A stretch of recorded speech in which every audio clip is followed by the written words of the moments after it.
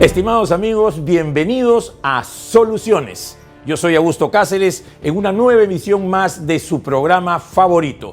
Hoy tendremos un programa espectacular. Como espectacular son los carnavales. 1 de febrero empiezan los carnavales, ya nos encontramos día 20, a 3 semanas, como antes se celebraban los carnavales. ¿Y saben ustedes qué había en los carnavales? El Rey Momo y Ño Carnavalón. Rey Momo y Ño Carnavalón son los dos personajes de este mes. ¿Quién es el Rey Momo? Pues mi buen amigo Valer. El primer ministro de estos primeros 8 días del mes de febrero. Y después viene Ño Carnavalón, que es el abuelito con el cual se inician las festividades de los carnavales. Y él es nada más y nada menos que el señor Aníbal Torres, actual primer ministro. Pero esto que le quiero dar un poco pues de jocosidad, porque estamos en un mes que antes se celebraba mucho, ahora ya no, felizmente, no es para reírse. Lo que ha sucedido en estas 3 semanas, en esta crisis política interminable para la patria, es pues desgarradora. El señor Valer nos mostró la cara más abyecta de este régimen y el señor Aníbal Torres nos presenta la cara más beligerante e hipócrita de este régimen. Sí, porque el señor Aníbal Torres es un mercenario de la política y eso se los voy a enseñar dentro de unos momentos. Pero en medio de este desmadre que es la crisis política, tuvimos también una crisis dentro del Congreso de la República. ¿Por qué?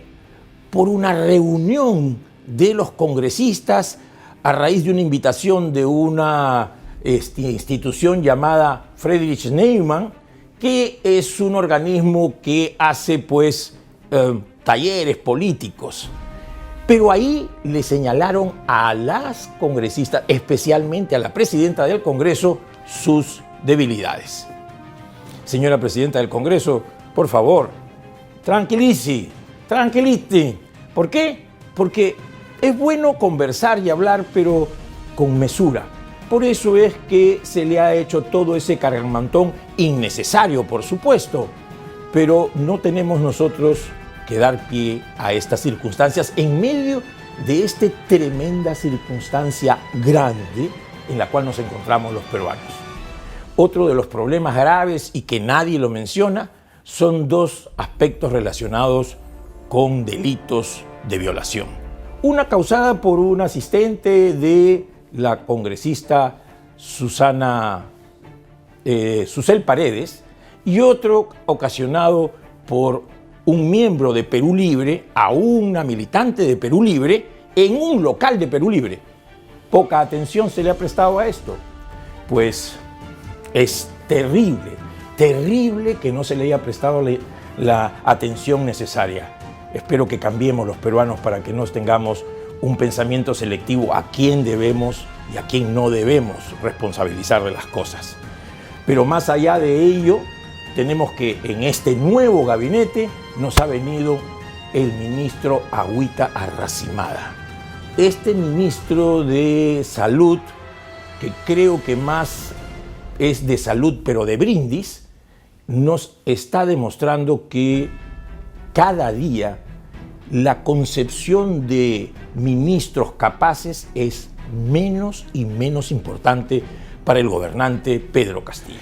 Y como corolario de la mala formación que tienen nuestros dirigentes políticos e incluso el presidente de la República, nos encontramos con un hecho verdaderamente sorprendente, pero sorprendente de manera negativa. Es referente al presidente de la República. El presidente de la República ha hecho, dice, supuestamente, una maestría en psicología educativa en la Universidad César Vallejo. Pues bien, aún así tiene que entregarse una tesis al final. Está dentro de las exigencias. ¿Y saben ustedes dónde está esa tesis? Acompáñenme para que vean este informe revelador exclusivo de nuestro programa Soluciones. ¿Y la solución cuál es? Se la vamos a decir después del informe. José Pedro Castillo Terrones, el profesor sindicalista que nunca imaginó llegar a ser nuestro flamante presidente de la República, ha sido muchas veces cuestionado por su capacidad intelectual e incluso de tener dificultades para hilar una frase completa. Y por eso debo decirles de que la CELAC hoy en día debe concretar un hecho concreto. Pero, ¿sabía usted que Pedro Castillo Terrones tiene grado de magíster? Así es, un título de la Universidad César Vallejo, sede Trujillo, otorgado el 20 de junio del año 2013, tal y como consta en los registros de la SUNEDU. José Pedro Castillo Terrones, presidente de la República, cuenta con grado de magíster en Psicología Educativa, un título que cuestionaría todas las afirmaciones y teorías que sus detractores han formulado sobre su capacidad intelectual. Hasta aquí, todo estaría correcto, salvo un pequeño detalle que llamó nuestra atención. Buscamos la tesis presentada por nuestro presidente para saber qué ha propuesto para mejorar la educación desde el punto de vista psicológico. Pero no la encontramos. Consultamos en la SUNEDU, pero dentro de todas las tesis presentadas por los Castillo, no figura el nombre de nuestro mandatario. José Pedro Castillo Terrones brilla por su ausencia. Aquí empezaron nuestras dudas. ¿Puede acaso una universidad otorgar el grado de magíster a un estudiante que no ha presentado tesis? Esto es lo que dice la SUNEDU. Grado de maestro. Requiere haber obtenido el grado de bachiller, la elaboración de una tesis o trabajo de investigación en la especialidad respectiva, haber aprobado los estudios de una duración mínima de 2 semestres académicos con un contenido mínimo de 48 créditos y el dominio de un idioma extranjero o lengua nativa. Consultamos en el registro de la Universidad César Vallejo, pero tampoco encontramos la tan ansiada tesis en Psicología Educativa. Esto empezó a tornarse cada vez más extraño. Teníamos que obtener y leer esa sustentación. Por eso, no nos quedamos tranquilos. Escribimos una carta al correo de información en maestría de la Universidad César Vallejo, pero no obtuvimos respuesta alguna.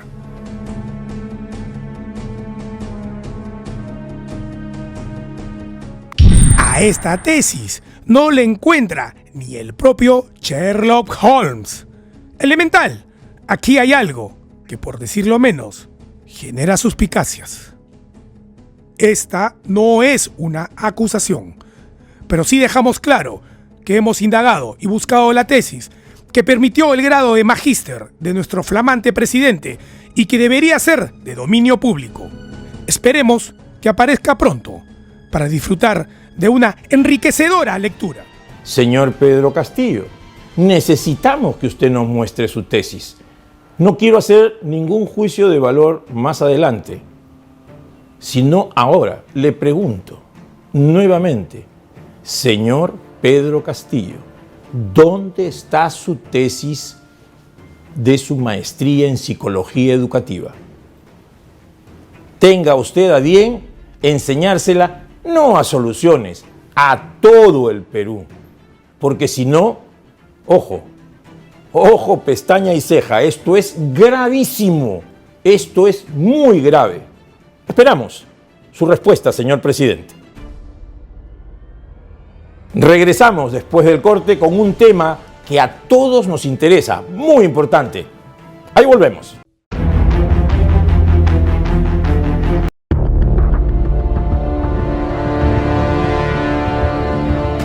Muy bien, amigos, estamos de vuelta y lo prometido es deuda. Aquí estamos con la entrevista a Juan Cheput. Estamos con Juan Cheput, político nacional, muy reconocido, exministro de Trabajo. Vamos a conversar un poco sobre la crisis de los partidos políticos, que es muy importante para poder entender también la crisis de la política en la cual vive el país, que no es muy reciente, sino también tiene un proceso que quisiéramos que Juan nos pueda ilustrar sobre este proceso en el cual los partidos políticos han ido entrando en crisis y de qué manera nosotros podríamos vislumbrar una salida a esta crisis con también una salida de la crisis de los partidos políticos. Juan, ¿qué opinas tú de este problema de los partidos políticos actualmente con respecto a la política nacional? ¿Cómo estás, Augusto? Es un placer conversar contigo nuevamente y me alegra mucho que toques un asunto de fondo. Muchas veces cuando hablamos de la crisis política nos dedicamos a hablar de la parte superficial, de las consecuencias, sin ahondar en las causas. Y yo creo que una de las causas fundamentales de esta crisis es que los partidos políticos están perdiendo ese carácter de representatividad y de control que siempre han tenido, porque creo que están inmersos en una crisis de caudillismo, que es lo que nos acompaña a lo largo de los últimos años. ¿Qué significa caudillismo para los que nos están viendo? Que todo gire alrededor de una persona, que no necesariamente es un líder. Pensemos en cualquier partido político vigente o de los últimos años. Acá no se decía ya aprismo, se decía alanismo. No se dice Acción Popular, se decía belaundismo. No se dice Fuerza Popular, se dice fujimorismo. Perú Posible era cambiado por toledismo. El nacionalismo era en realidad humanismo. Y así por el estilo. Se tendía a generar una corriente de poder y de opinión alrededor de una sola persona de la cual dependían todo el proceso de toma de decisiones y que al final era la que, señalando en un sentido u otro, definía el accionar de un partido político. ¿Y eso qué generó? Que se pierdan cuadros, que se pierda meritocracia, que se pierda que hay una línea de carrera, es decir, un militante de base que empieza en el sótano de la organización política, puede culminar su carrera postulando a ser congresista, a ser presidente, si es que es competente en lo político. Todo eso se ha perdido en el Perú.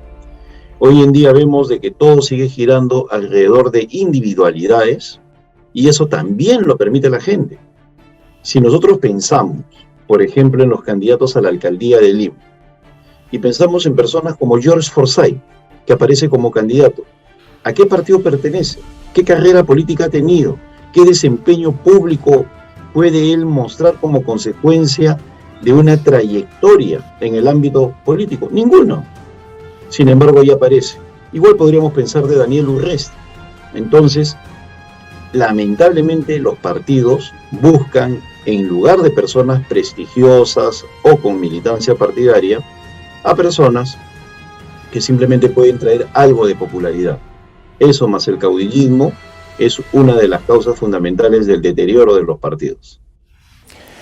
Juan, pero un poco que este proceso de deterioro de los partidos políticos también empieza, y ahí tú nos puedes ahondar en la respuesta, empieza un poco con esta admonización, con este desprestigio hacia los partidos tradicionales, que se inicia en el gobierno de Velasco. Estamos hablando de hace muchísimos años atrás, en el cual pues, se trató de sustituir a los partidos políticos que eran inclusive perseguidos políticamente, encarcelados sus dirigentes o deportados. Empieza con esta construcción de este partido propio que quería ser el gobierno militar, la dictadura militar de esa época, el famoso Sinamos. Y después los gobiernos autoritarios que siguieron, el gobierno de Fujimori, la dictadura de Fujimori, también habla y golpea a los partidos que les llaman los partidos tradicionales. Y los partidos tradicionales eran precisamente los partidos que tenían ideología, que tenían doctrina, que tenían dirigentes, que tenían muchos militantes.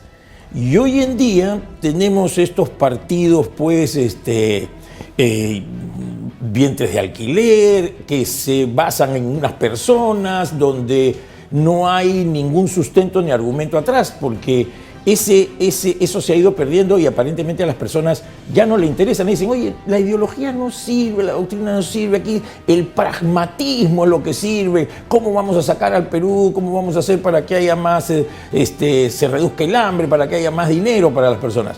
¿Tú qué opinas de eso? O sea, ¿hay posibilidades de poder recomponer a los partidos, no llamándoles tradicionales, por supuesto, sino los partidos con sustento, con una base no solamente ideológica y doctrinaria, sino con una base de militantes que crean en el proyecto, unos partidos que nos propongan a los peruanos un proyecto nacional? Tienes toda la razón, Augusto. Entre 1968 y el año 2000, es decir, en solo 32 años, tuvimos 22 años sin partidos. Primero fue durante la Revolución Peruana, entre 1968 y 1980, en los cuales, como bien ha señalado Velasco y Morales Bermúdez, pusieron contra la pared a los partidos políticos. Estos tienen un momento de resurgimiento con la Asamblea Constituyente del 78 y 79, pero luego decepcionan a la opinión pública cuando vuelven al poder. No olvidemos el periodo del primer gobierno aprista entre 1985 y 1990, que fue desastroso, considerado junto con el de Pedro Castillo como los peores gobiernos de la historia del Perú, y al final generó una tremenda decepción en la ciudadanía. Eso facilitó que cuando sube Fujimori en 1990 empiece con una narrativa en contra de los partidos políticos tradicionales, que culmina con el golpe del 92 y poner en jaque a esas agrupaciones durante todos los años 90. Allí, como bien ha señalado, eso más el tema de la Revolución Peruana generó que en los partidos se perdiera ese horizonte de cambios, de generaciones, de lo que significa movilizar a la juventud para que tenga una presencia política y haga de la carrera política una vocación. Todo eso se fue perdiendo. Por eso recalco, de 32 años, entre 1968 y el año 2000, 22 años estuvimos sin partidos. De ese golpe no nos hemos recuperado. Luego aflora lo que en el mundo se conoce la crisis de las ideologías, es decir, estas dejan de tener un peso específico, sea marxismo, liberalismo, social cristianismo, democracia cristiana, o sea, etcétera, etcétera. Todo eso empieza en un colapso, en una crisis de representación por la irrupción de la tecnología y las redes sociales. Entonces son varios los factores que confluyen hoy en día para desprestigiar a los partidos. Desde mi punto de vista, el hecho que antes de las redes sociales un político sea visto como un mito, es decir, una persona inalcanzable, a la cual solo podías ver de lejos cuando había un meeting, ¿no? Iban a tu barrio o a la plaza de armas y había un meeting y ahí hablaba el político en campaña electoral y luego te guiaba por medios de comunicación. Hoy en día tienes a los políticos al alcance de la mano con las redes sociales y puedes interactuar con ellos y puedes criticarlos y puedes vapulearlos.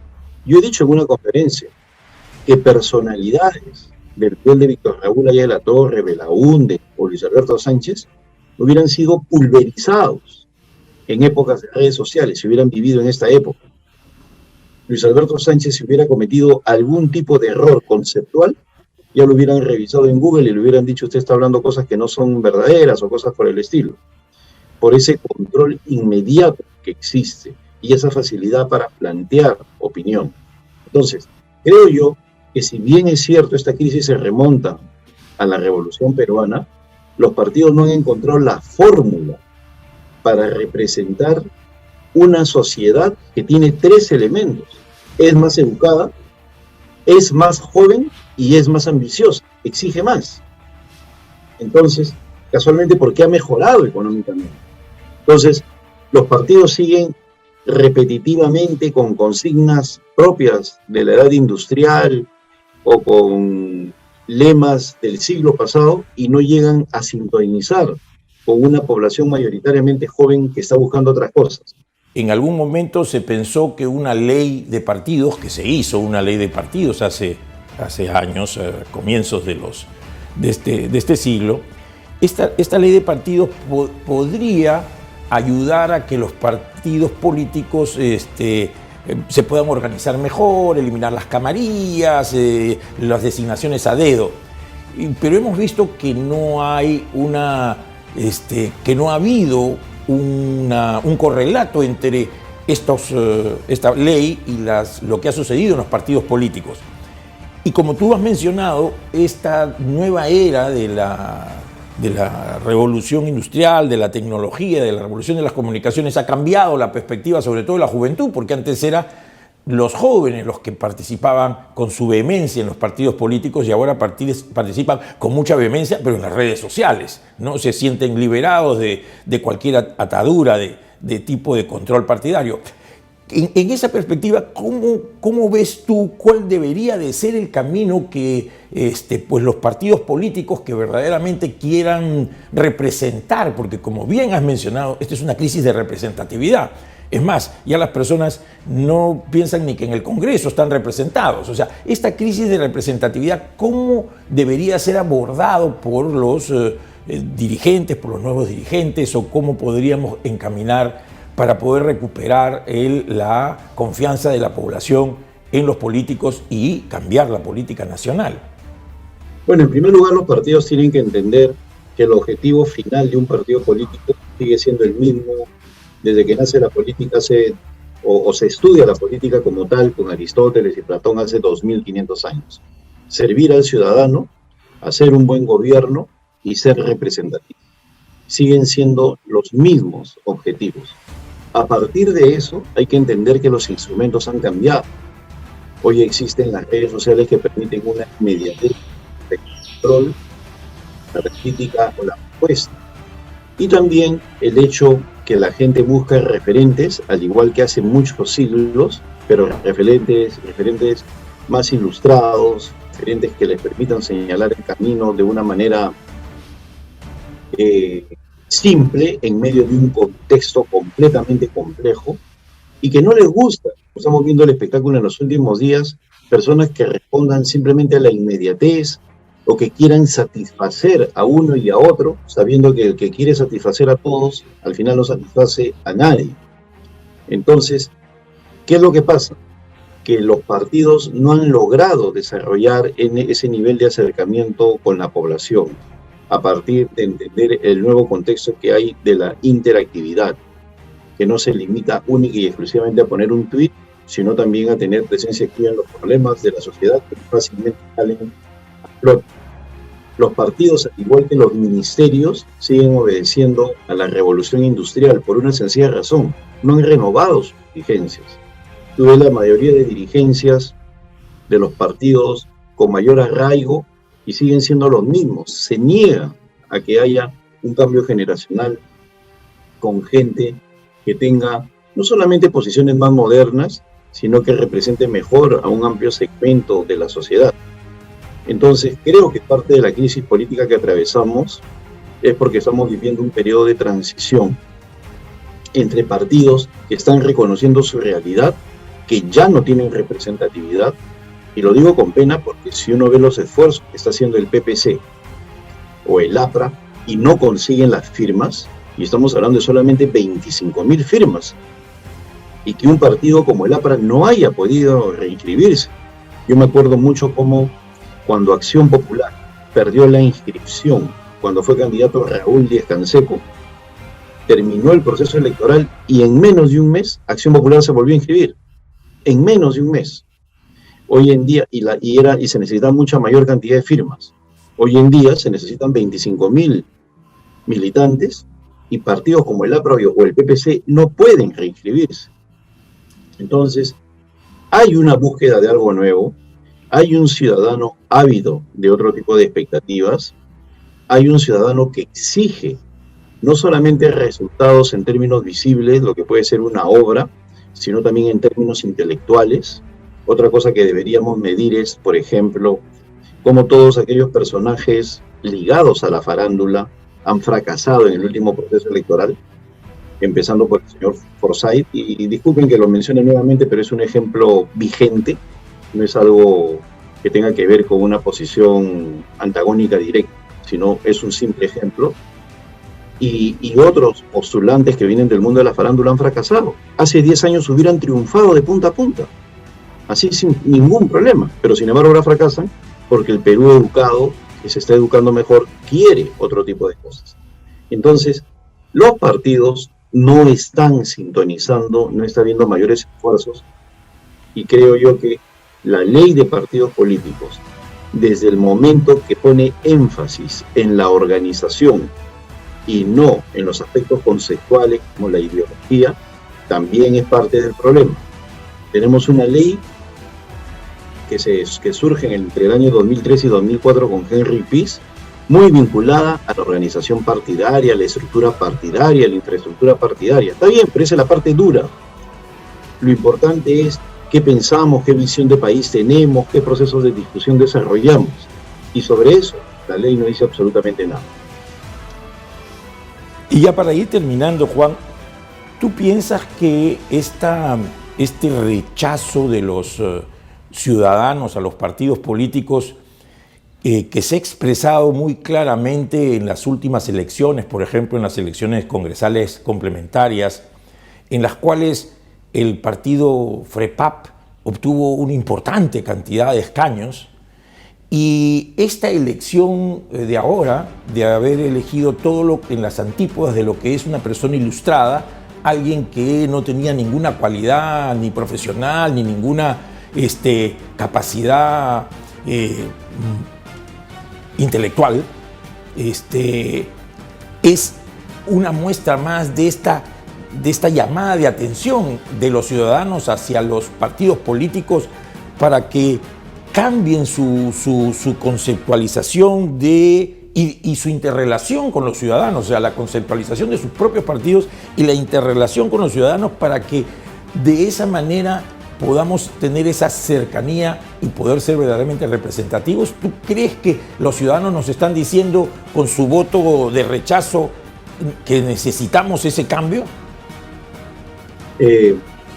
Augusto, mira, sabía que me ibas a hacer esa pregunta porque yo mencioné que la gente vota intelectualmente porque considere el mejor, porque obviamente Pedro Castillo no representa esa posición.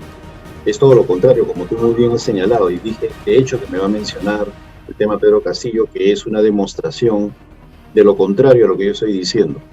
Yo pienso que Pedro Castillo gana entre comillas, las elecciones por dos razones. La primera es por el antivoto, por el odio, por una campaña furibunda contra Keiko Fujimori.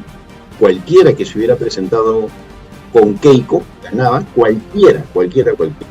Y en segundo lugar, porque yo, en mi calidad de personero técnico de todos los partidos políticos en el año 2000, me nombraron personero técnico de los partidos demócratas para Fujimori. Yo no tengo ninguna duda que ha habido fraude, ninguna duda. Otra cosa es que la Fiscalía no quiere investigar, y otra cosa es que Fuerza Popular presentó mal sus reclamos. Pero los hechos que han surgido en esta elección son exactamente los mismos que hubo en el año 2000, con la diferencia que en el año 2000 la prensa los sacaba y ahora los cayó, no dijo nada. Entonces, a mí, al menos como Juan Ceput, y me ratifico, no tengo ninguna duda que ha habido fraude. Los indicios están allí, y es mi derecho a pensar que hubo fraude, porque yo veo los indicios allí. Otra cosa es que no se ha querido investigar. Entonces, eso ha generado pues que en la presidencia esté un personaje que no da la talla y que genera un tremendo problema. Pero también la votación, y ahí sí también te doy la razón, ha sido importante. Y al haber sido importante refleja a un país que definitivamente está reclamando otro tipo de acciones, porque estamos en presencia de un país partido. Ahorita mismo lo vemos, cómo se ha desplomado en Lima el señor Castillo, solamente el 10% lo reclama, pero sin embargo en el sur es el 40% el que lo apoya, ¿no? Entonces hay una importante votación en el sur y no podemos dejar de lado de que hay problemas pendientes como el de la descentralización, la provisión de servicios, la atención del ciudadano, que hoy en día se sienten menoscabados porque piensan que no se les está dando la preferencia del caso.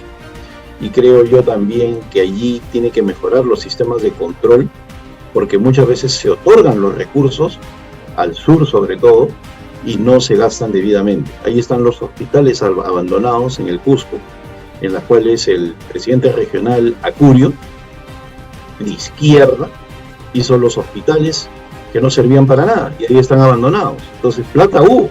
Lo que pasa es que hubo también corrupción en manos de la izquierda. Entonces, como te decía al inicio de nuestra conversación, todo esto es un tema complejo que para solucionarlo va a ser necesario que ataquemos en varias aristas.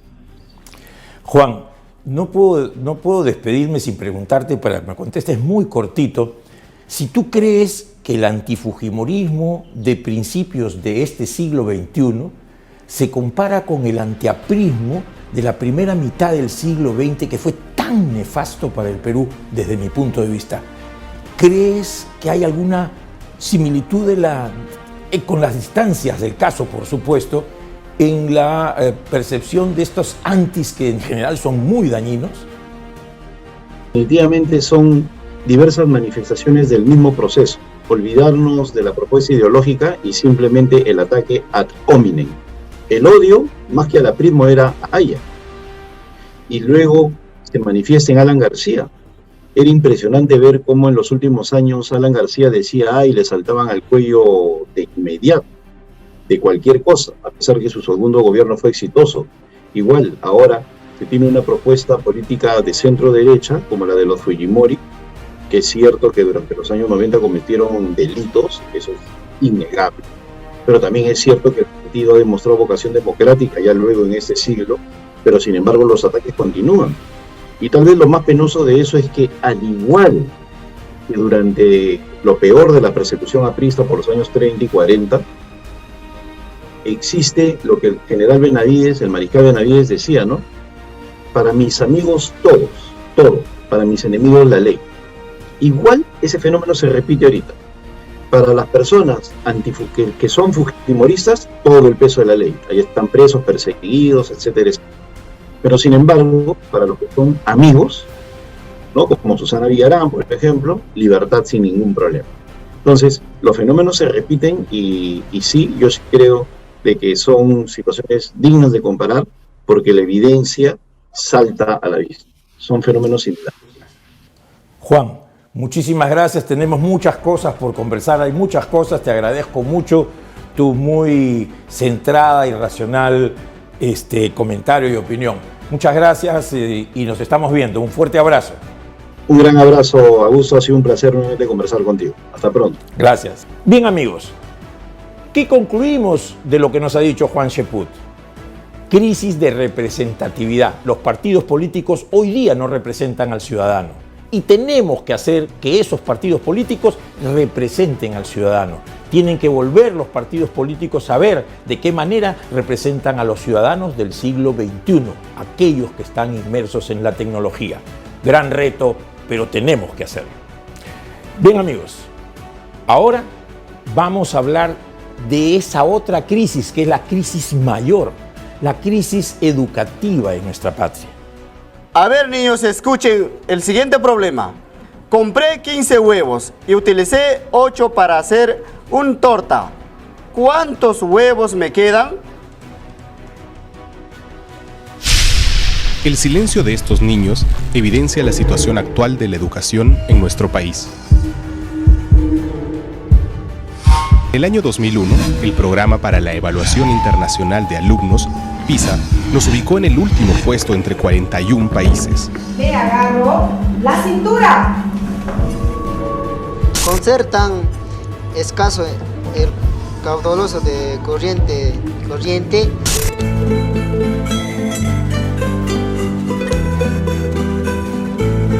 Este año se ha realizado una nueva evaluación, cuyos resultados aún no se conocen, pero otros indicadores muestran que la realidad todavía es preocupante. La Evaluación Censal Nacional del Ministerio de Educación, realizada en el 2008, indica que en promedio en el país Solo el 16,9% de los niños de segundo de primaria logra los aprendizajes que corresponden a su grado en cuanto a la comprensión de textos escritos. Los resultados empeoran en el caso de las matemáticas. Solo el 9,4% aprende lo que corresponde a su grado. El panorama en las zonas rurales es aún más desalentador. Solo el 5,5% alcanza los niveles de comprensión de textos escritos que corresponden a su grado, y apenas el 6,3% lo hace en matemáticas. El reto educativo es mayor en el caso de los alumnos cuya lengua materna no es el castellano. Son escuelas casi abandonadas, donde se tiene un docente que se siente solo, que no hay quien lo acompañe, quien lo guíe, escuelas en peores condiciones. ¿Puedes bañarte? ¿Debes dejar el baño sucio? ¡Limpio! La gestión y administración educativa también debe revisarse. Si bien la cobertura de la educación no es un problema general en el país, aún no se ha resuelto en el caso de la educación inicial y la educación secundaria en zonas rurales. Además, se ha iniciado un proceso de descentralización de la educación que requiere analizarse y planificarse adecuadamente. Nuestros escolares siguen sin entender lo que leen, sin poder sumar y restar con fluidez, y tienen que enfrentarse a un mundo global que nos exige ser competitivos. Y es que en el Perú, la probabilidad de ser pobre para un adulto sin educación es de 68%. Tenemos el reto y el deber de cambiarles el futuro a más de 8 millones de estudiantes peruanos en 90.000 instituciones educativas y con 400.000 docentes. El reto es inmenso, pero el Perú no merece otro destino.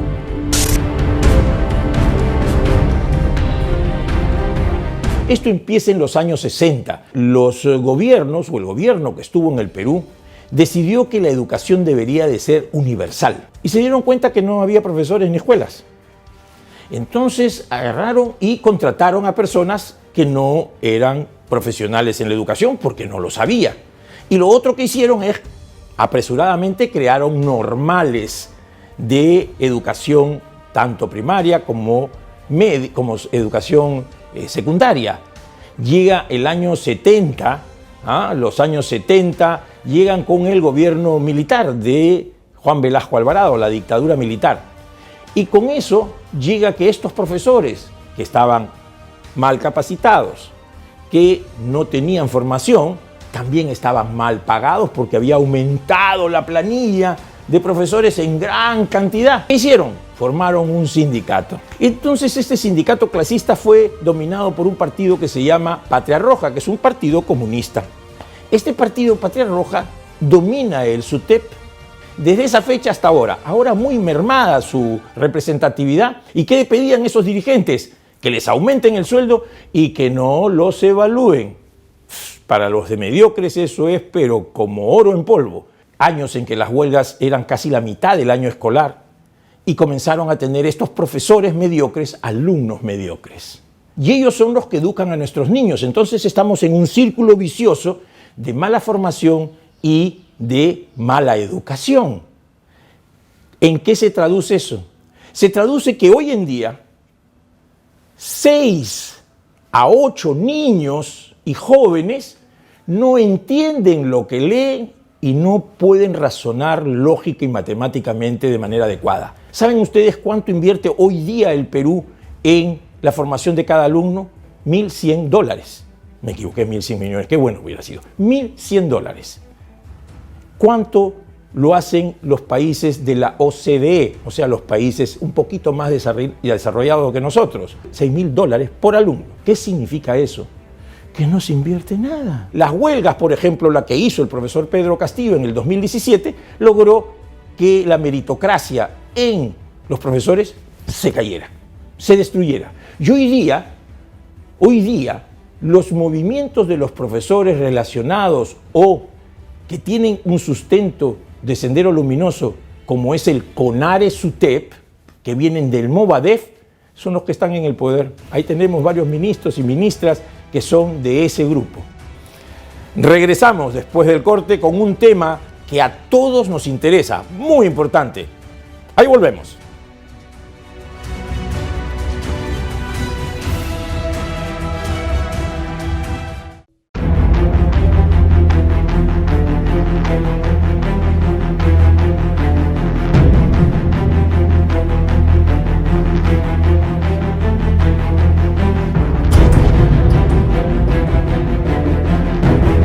Bueno, ahora les voy a presentar un informe sobre el editorial del Financial Times.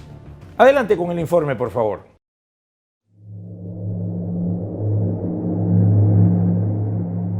El periódico británico Financial Times, uno de los medios de comunicación más importante de Europa, con influencia en gobiernos de todo el mundo, incluso de Estados Unidos, ha emitido un comunicado que a todos los peruanos nos llena de vergüenza. El pedido al Congreso peruano es que destituyan al presidente Pedro Castillo por motivos de competencia. Dicho de manera popular, somos el hazmerreír del mundo. Como un pedido especial, el Financial Times hizo un llamado para dar a los votantes una oportunidad de elegir un mandatario diferente a Pedro Castillo. Ha llegado el momento de que los legisladores pongan el interés nacional en primer lugar y brinden a los votantes una nueva oportunidad de elegir a un líder capaz de abordar los problemas apremiantes de su país. Perú no puede permitirse 4 años y medio más de caos gubernamental. Son traducciones textuales de lo publicado por el periódico. Financial Times cuestionó además a Hernán Condori, actual ministro de Salud, por brindar servicios ginecológicos sin permiso y promover el servicio de curanderos. Además, criticó los constantes cambios en el gabinete. Por su parte, el líder de Perú Libre, Vladimir Cerrón, criticó esta publicación pidiendo a este medio de comunicación que no se inmiscuya y que si quieren el bien de Latinoamérica, empiecen por promover la devolución de las Islas Malvinas. Un comentario salido de contexto que nada tiene que ver con el pedido de este medio. Definitivamente, el odio y resentimiento son el arma principal de este partido que desnuda las verdaderas intenciones de la nueva izquierda. Esto es Soluciones.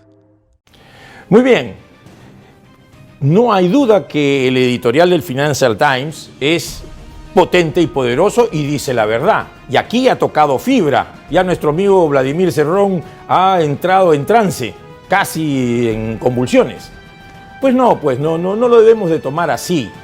La verdad es que las verdades son verdades. ¿No nos gusta que alguien de fuera nos enmiende la plana? Por supuesto que no nos gusta. Pero la verdad es la verdad y no se puede ocultar. Debemos de tomar en cuenta esto porque son los inversionistas del extranjero los que ven estos informes. Y debemos de tenerlos en cuenta para que, no felicitando a los del Financial Times porque nos duele que alguien de fuera nos enmiende la plana, pero tampoco haciendo la pataleta que hace mi buen amigo Vladimir Cerrón. Es importante que usted lo tenga en cuenta. Es importante que todos reflexionemos sobre ello. Piénselo bien. Y ahora quiero redondear el tema de nuestra precaria salud en el Perú. Desde hace muchos años, los peruanos venimos sufriendo de una salud, mejor dicho, de un sistema de salud. En realidad, me vuelvo a corregir, no tenemos un sistema de salud. Y por lo tanto, no podemos brindarle a nuestros ciudadanos, especialmente a los ciudadanos de todo el país, una posibilidad de curarse adecuadamente. Y esto lo hemos visto con la pandemia. Como todos, la pandemia desnudó nuestras debilidades y nuestras falencias en salud, que vienen desde hace mucho tiempo atrás. No formamos la cantidad suficiente de médicos, técnicos, no hacemos de que haya mayor cantidad de paramédicos, de tecnólogos, para que puedan atender las necesidades de los puestos de salud más distantes de la capital. No tenemos una buena infraestructura carretera para que las ambulancias puedan ir y venir llevando a enfermos de los lugares más lejanos del país a hospitales adecuadamente equipados. Es decir, ni prevenimos ni curamos. Y así no puede seguir. Salud y educación son dos cosas que se unen en el bienestar y en el progreso y prosperidad de los pueblos. Por eso que tener el ministro de Salud que tenemos es una vergüenza más para los peruanos. Tener el ministro de Salud que tenemos es un insulto más a los peruanos, una agresión más en toda esta cadena larga de desaciertos en el Ministerio de Salud. Es por ello que aquí queremos llamar la atención a todos los profesionales de la salud, a toda la sociedad involucrada, porque no podemos tener este tipo de personajes como ministros, como personas que dirijan los destinos de la vida de los peruanos. Que no es solamente vacunar, por favor, y aún tenemos que decir que aparentemente este ministro ni se ha vacunado, con ese agravante. Pero no es solo vacunar contra el COVID la solución a los problemas de salud. Atención primaria de salud, fundamental.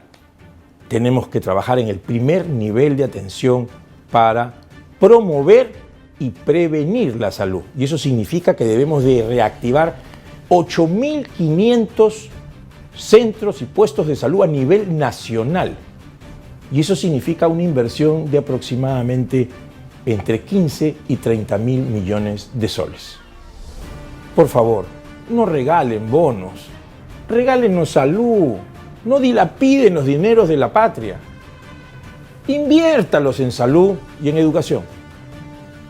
Así que ese es un reto que tenemos por delante, que creo que con este gobierno, que con este ministro, no se va a mejorar. Solamente vamos a tener agua derramada sobre el piso, ni siquiera racimada, derramada. Triste, pero cierto. La solución, pero por supuesto, por lo menos que se cambie de ministro. Por lo menos tenemos que tener a alguien solvente en el Ministerio de Salud. Bien, amigos, hemos llegado al final del programa. Espero que haya sido de su complacencia, pero sobre todo espero que los haya ayudado a reflexionar. Creo que la conclusión que debemos de sacar de todo este programa es que reflexione. Una reflexión profunda sobre los destinos de la patria. Creo que la solución más importante a los graves problemas que hemos descrito a través de todos estos minutos es que todos ustedes piensen en participar activamente en la solución de los problemas que nos aquejan a todos los peruanos. Necesitamos compromiso de los peruanos en solucionar los problemas de los peruanos. Olvidémonos que los políticos son malos. Pues reemplacémoslos por políticos buenos. Usted podría ser un político bueno. Usted podría ser una gran política. Bienvenidos al mundo de la realidad. Hagámoslo por nuestros hijos, hagámoslo por nuestros padres. Jóvenes, como dijo González Prada, a la acción. Los viejos, también a la acción. Muchas gracias y nos vemos en el próximo programa de Soluciones.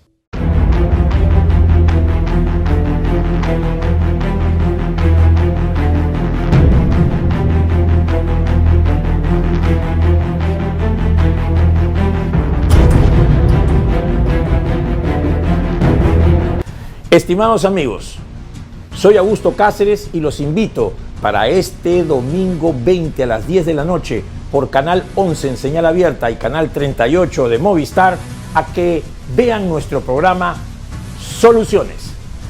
Domingo 20, 10 de la noche. Estamos juntos, los espero.